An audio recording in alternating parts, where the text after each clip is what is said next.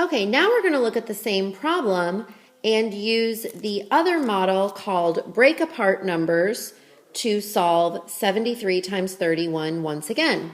So the first thing that I'm going to do this time is break these apart into expanded form. So just like with the area model, 73 is 70 plus, sorry about that, 3.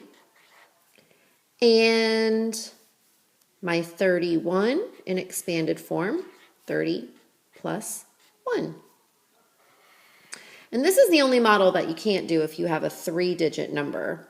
You can do the area model with a 3-digit number. All right, now let me grab a different color so that I can show you how we multiply the numbers.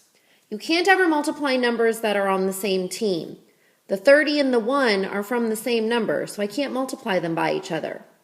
It's what a lot of you did on the classwork that caused you to get this wrong. You cannot multiply 30 times 1 because they're on the same team. You cannot multiply 70 by 3 because they're on the same team.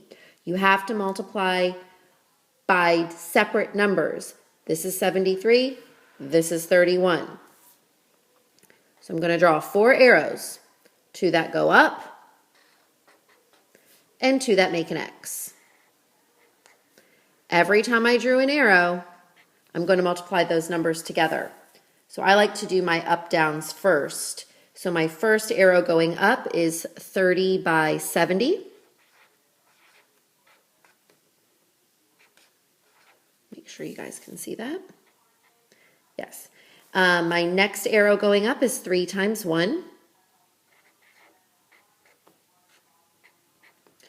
My first arrow that makes a crisscross is 70 by 1. And my other arrow that makes a cross is 30 times 3, or an X, I should say. Okay, now these should all be simple to solve because you should know your basic facts and you know your patterns. So here we go with 7 times 3 is 21, and then I can add 2 zeros. 3 times 1 is 3, 70 times 1 is 7, identity property again, and 30 times 3 is 90. Now I want to align these to make them easier for me to add.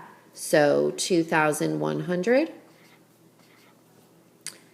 70, making sure to keep everything nice and aligned, 90, and 3. Add them up. And I got a 3 in my ones place. 9 and 7 is 16. 1 and 1 is 2. And a 2 in my thousands. And that is the break apart numbers model.